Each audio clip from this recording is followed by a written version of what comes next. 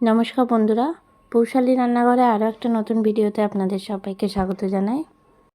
আমার আজকের রেসিপি তেঁতোর ডাল।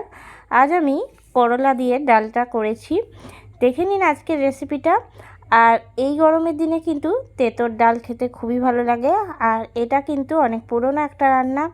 আমি কিভাবে তৈরি করেছি সেই রেসিপিটা আজকে আমি আপনাদের সঙ্গে শেয়ার করছি, আশা করি ভালো লাগবে।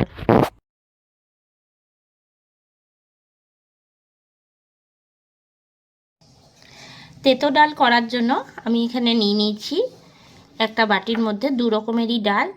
আমি এখানে মুগের ডালও নিয়েছি আর মসুর ডালও নিয়েছি। তো আপনারা চাইলে শুধু মুগ ডাল দিয়েও করতে পারেন তেঁতোর ডালটা, বা শুধু মসুর ডাল দিয়েও করতে পারেন।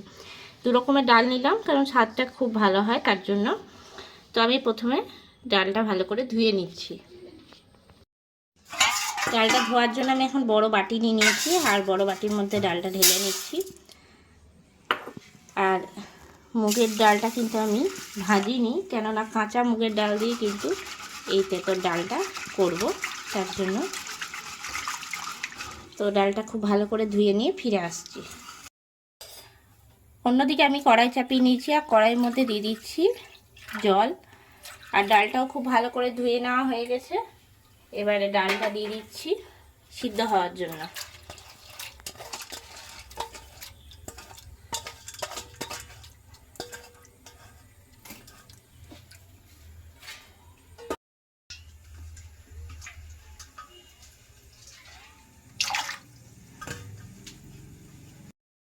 এবারে আমি চাপা ঢাকা দিয়ে দিলাম ডালটা সিদ্ধ হওয়ার জন্য।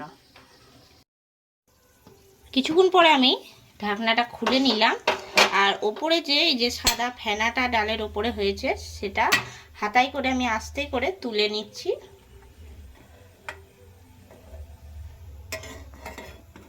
তুলে নিয়ে এটা কিন্তু ফেলে দেব। যখনই এরকম সাদা ফেনাটা হবে তখন আস্তে করে হাতায় করে তুলে ফেলে দিতে হবে। আর ডাল কিন্তু প্রেসার কুকারে সিদ্ধ করলাম না, কেননা প্রেসার কুকারে সিদ্ধ করলে খুব বেশি সেদ্ধ হয়ে যায়। আর খুব বেশি সেদ্ধ হয়ে গেলে কিন্তু ডালটা খেতে ভালো লাগে না। তা আবারও আমি ঢাকা দিয়ে দিচ্ছি। এরপরে আমি নিয়ে নিচ্ছি করলা। আর করলা দিয়েই তেঁতোর ডালটা করব। তো আপনারা চাইলে উচ্ছেও এখানে দিতে পারেন। এখন করলাটা আমি কেটে নিচ্ছি।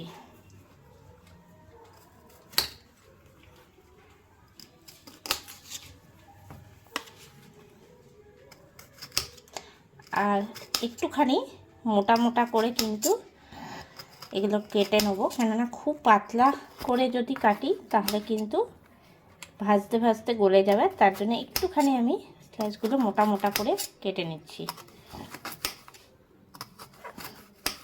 আর এরকম গোল গোল করে কাটলে কিন্তু ভালো হয়।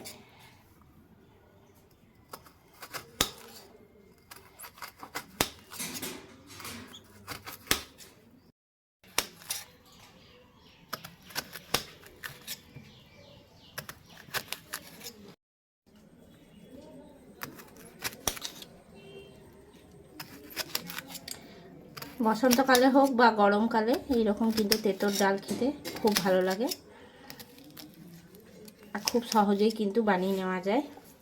এরপর আমি যে বীজগুলো রয়েছে ছুরিতে করে ছাড়িয়ে নেব।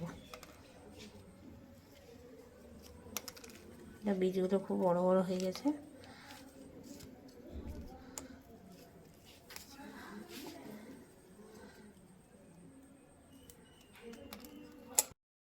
এবার আমি করলাগুলোকে বাটির মধ্যে তুলে নিচ্ছি আর খুব ভালো করে ধুয়ে নেব।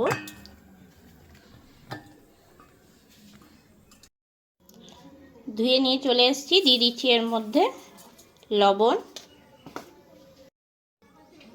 আর দিয়ে দিচ্ছি হলুদের গুঁড়ো। হলুদ আর লবণটা ভালো করে মাখিয়ে নিচ্ছি।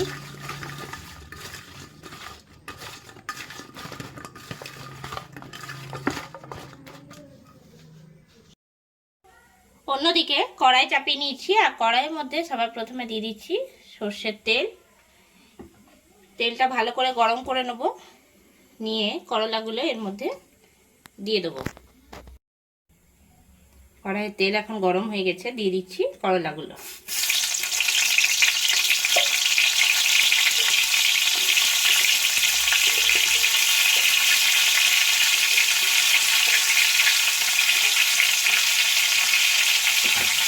একটু কড়া করে ভেজে নেব।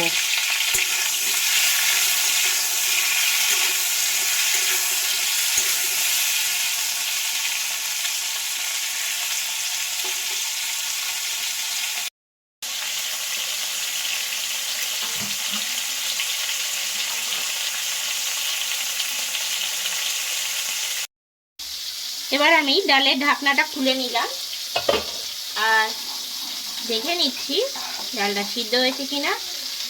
মুসুরির ডালটা তো সিদ্ধ হয়ে গেছে, মুগের ডালটাও কিন্তু 70% মতন সিদ্ধ করে নিয়েছি। এবারে এর মধ্যে দিয়ে দিচ্ছি আমি হাফ কাপের মতন জল। জলটা দিয়ে ভালো করে নাড়িয়ে নেব। আর এবার আমি এর মধ্যে দিয়ে দিচ্ছি লবণ। আমি আন্দাজ মতন লবণটা দিলাম। লবণটা দিয়ে নাড়িয়ে নেব আর গ্যাসটা আমি বন্ধ করে দিচ্ছি।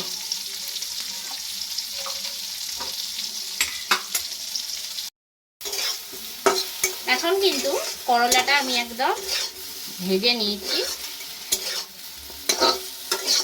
একটু লাল করে ভেজে নিয়েছি। দিয়ে দিচ্ছি এবার ডালের মধ্যে।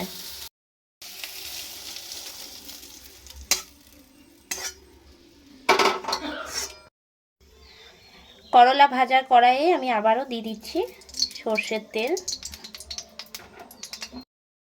ফোড়নে দিয়ে দিচ্ছি 5 ফোড়ন, খুব সামান্য পরিমাণে দিলাম।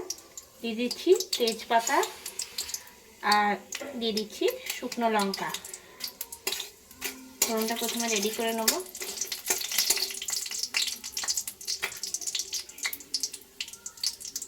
রেডি হয়ে গেছে, দিয়ে দিচ্ছি গ্রেট করে রাখা আদা।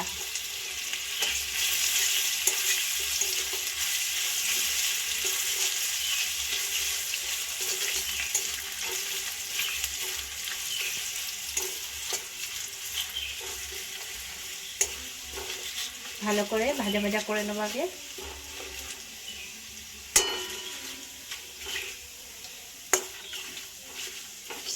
এবারে দিয়ে দিচ্ছি সিদ্ধ করে রাখা ডালটা।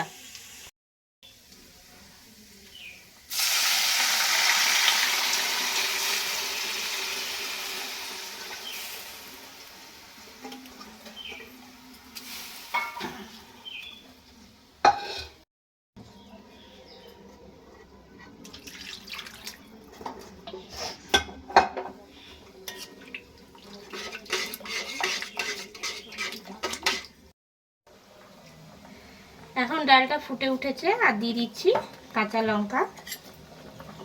ভালো করে নাড়াচাড়া করে নেব, নিয়ে এবার নামিয়ে নেব। তৈরি হয়ে গেল আমার আজকের রেসিপি তেঁতোর ডাল। গরমের দিনে কিন্তু ভাতের সঙ্গে এরকম তেঁতোর ডাল খেতে খুবই ভালো লাগে আর স্বাস্থ্যের পক্ষেও কিন্তু খুবই ভালো। আজকের রেসিপিটা ভালো লেগে থাকলে অবশ্যই লাইক করবেন, শেয়ার করবেন। এই চ্যানেলে নতুন বন্ধু হয়ে থাকলে চ্যানেলটা সাবস্ক্রাইব করে দেবেন। আজ এ পর্যন্তই, আবারও নতুন কোনো রেসিপি নিয়ে হাজির হব। সঙ্গে থাকুন আর দেখতে থাকুন। সবাই ভালো থাকবেন, সুস্থ থাকবেন। ধন্যবাদ।